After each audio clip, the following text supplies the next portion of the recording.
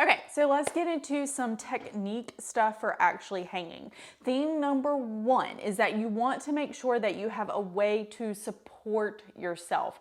My hangboard is a little bit high, but I'm standing on a bench right now that I could easily put my feet down on if I need to. We don't want to be kind of like dangling from our fingertips with our toes barely able to touch the ground, especially if we are working on some grip types or hold sizes that may be a little bit higher intensity for us. All right, so now we want to get into what should we look like on the hangboard.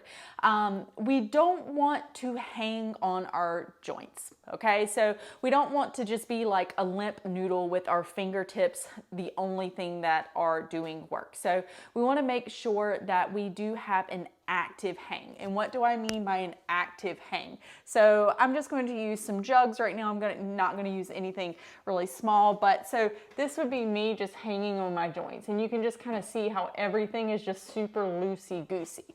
I don't want to do that. What I want to do is before I go to hang, I'm going to engage my scap. So pull my shoulder blades down slightly. I'm going to have a very slight bend in the elbows. They're not locked out. And then I would start my hang from there.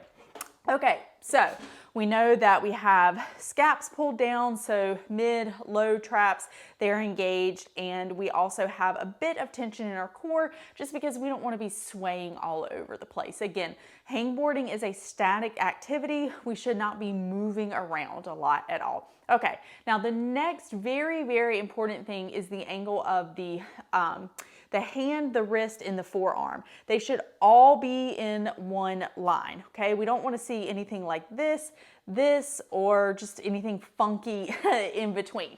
So if I'm actually going to hang on a hold, and let's say I want to do a half crimp on this position right here. So I'm going to look and I'm going to make sure that that PIP joint, right, that's at 90 degrees, and I don't have that DIP joint really flexed. It's relatively flat, even though you can't see it. Now, I want to get underneath myself. I don't want to be way out here because that's gonna cause me to have my elbows kind of doing this number and things getting real funky, okay? So I'm gonna get underneath myself, and I look and I'm like, okay, my fingers, my wrist, and my elbow are in one line. I'm not doing that right there. I'm not doing this right here. I'm not here.